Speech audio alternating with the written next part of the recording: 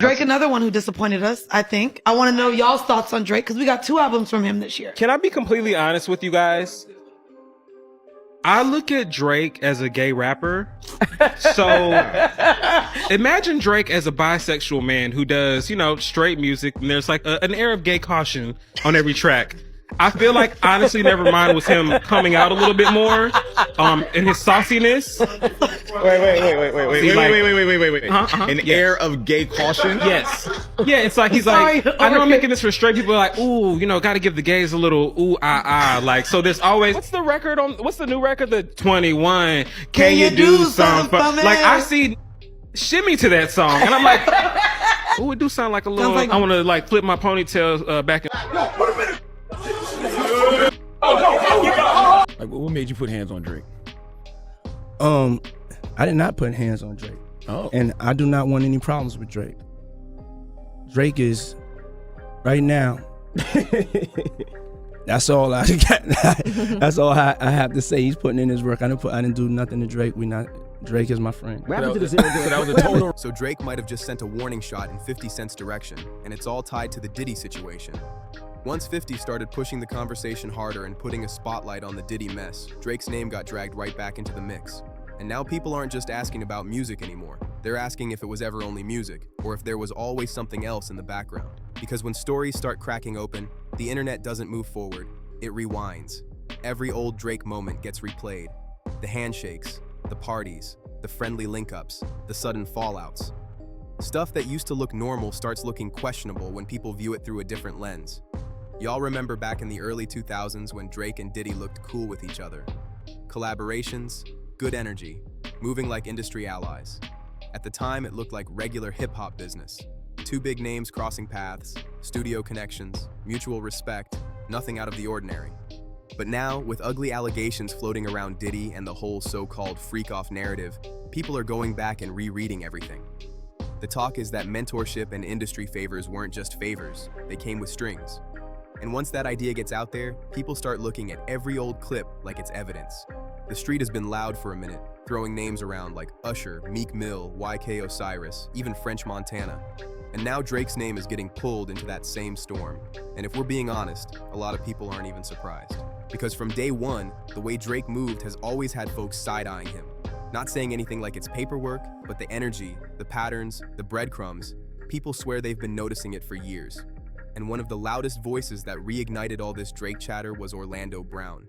Now, Orlando is controversial, no doubt. He's been saying wild things for a long time.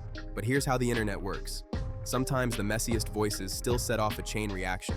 Not because they're reliable, but because people love a storyline and they love a headline. Try to act like he didn't know you. You smashed Drake? No, I never smashed. Oh, you made love to Drake. Orlando didn't just vaguely hint at Drake. He threw out personal allegations about Drake's private life and tried to frame it like he had inside knowledge. And that alone was enough to light the match. Not because people had receipts, but because once a claim hits the timeline starts hunting for signs to justify it. A lot of people dismissed it instantly, chalked it up to Orlando spiraling again. But the street doesn't just listen to what's said, they watch what lines up. And once people started rewinding Drake's catalog, his interviews, and old public moments, some fans started saying Orlando's comments didn't feel as random as they wanted them to be. Take the music, for example. That Girls Want Girls record had people raising eyebrows the moment it dropped. Folks acted like Drake was slipping little hints about his personal life, especially off one bar where he flips the conversation in a way that made people stop mid-scroll. Drake played it off later like it was just wordplay, just a playful line, nothing deeper. But the audience didn't all buy that. Then you get to For All the Dogs and the members-only track, where he has a line that compares closeness and comfort with somebody to being one of the guys. To some listeners, it sounded like a metaphor, just writing. To others, it sounded like he was intentionally leaving it open for interpretation. And once people decide a bar has double meaning, they don't let it go. They start building a whole narrative off vibes, not facts. And it wasn't only lyrics. People started pulling up viral moments too. The manicure clip that went around had social media flaming, and then people started watching how Drake interacts with certain artists. The admiration, the closeness, the emotional tone, especially when it comes to Lil Wayne, made some folks say it felt deeper than normal industry love. And Wayne is my favorite person to work with though, because it's just, ooh, Lil Wayne, he's just too good. You gotta give Wayne the love. He's just too good. Drake, it's just too They pulled up those moments where Drake is praising Wayne like he's untouchable, almost emotional about it. And you know how the internet is. Some people looked at that and said it's just respect. Others said, nah, this feels personal. And once the internet gets a scent, it doesn't let it go. Timelines got flooded, people acting like the signs have been there for years. The comment sections got nasty too, full of jokes and accusations. And Drake being Drake, he never really addresses rumors head on. He lets silence do the talking. And that silence gives people room to write their own version of the story. Then old clips started resurfacing, and one of the biggest ones was that moment where Drake pressured YK Osiris to sing after YK lost a $60,000 bet. You owe me 60 bands, and you have to perform the song right now in the crib. What are we talking about? What are you talking about? I'm giving you an out.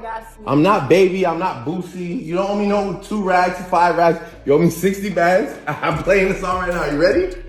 I need a full. You won't owe me no money right now. I swear, I need a full performance though. The real though.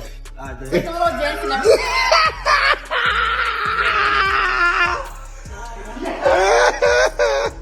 I'm serious. You just gotta be ready.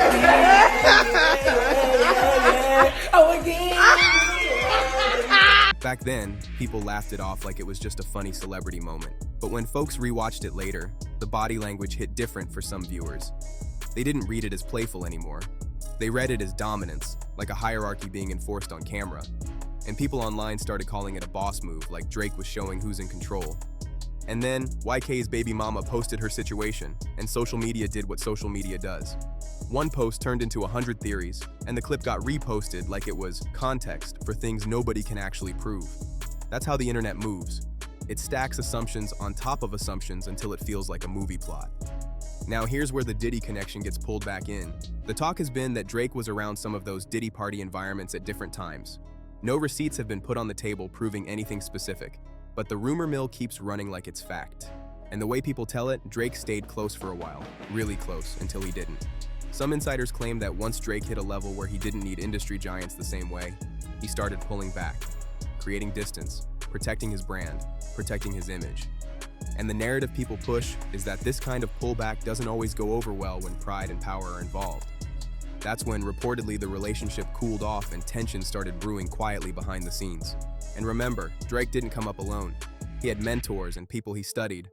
One name that always comes up is Jay-Z, someone Drake has publicly admired and credited for inspiration.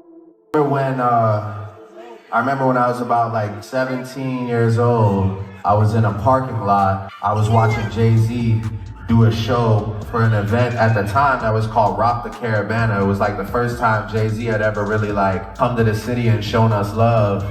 And I was with one of my friends from school and I was in the parking lot and I'll never forget, we were watching. For me, that was really a moment that unlocked something in my mind. It made me realize that all this is possible, you know? So I want to thank, Now people are circling back to that old track Light Up, and in hindsight, those lines don't sound like casual wisdom to a lot of fans.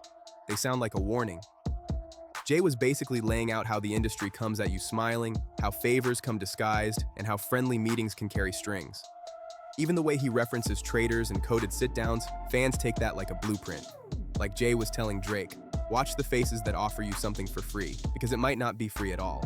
And that's why people today believe Jay was subtly warning Drake about powerful figures in the industry, about how favors aren't favors, and how saying no can turn a friendly situation into something colder overnight, about how saying no can flip alliances into enemies overnight.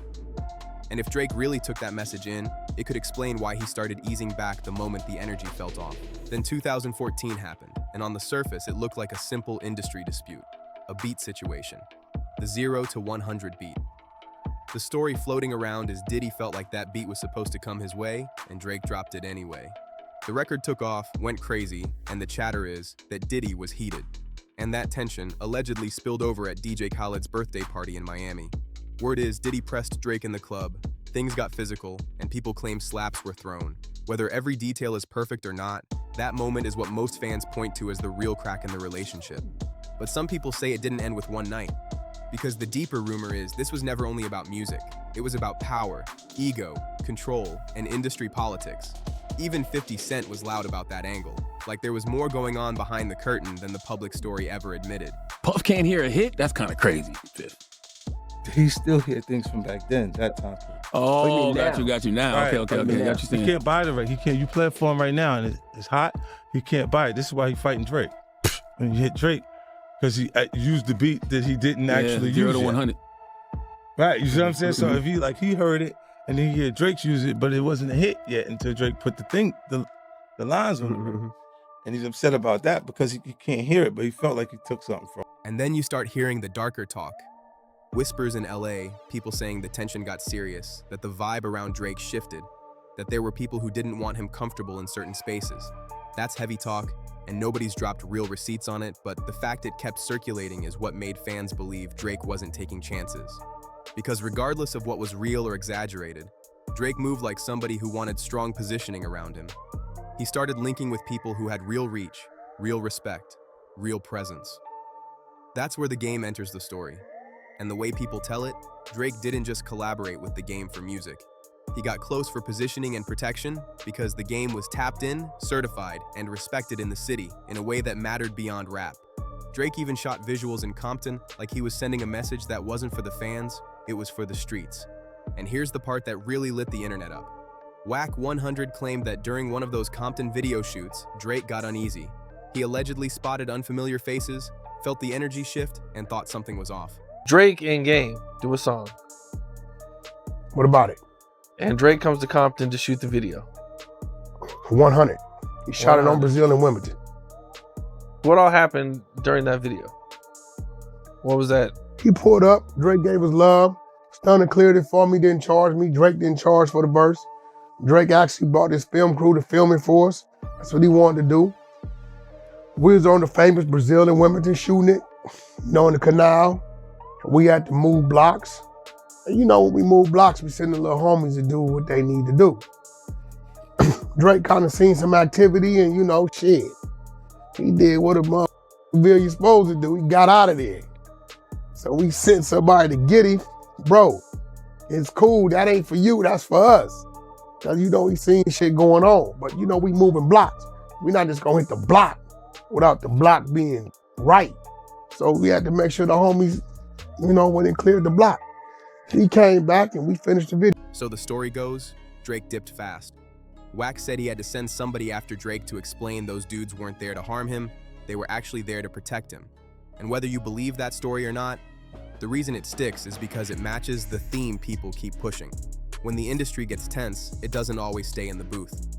By 2015, the public story started changing. French Montana claimed he helped squash the beef. Diddy went on radio, denied there was real smoke, called Drake a friend. But the energy never looked fully healed. It felt like industry cool on the surface and ice cold underneath. And then there's Cassie, another layer people didn't really digest back then. The rumor was that in 2013, Drake tried to bring Cassie into his circle.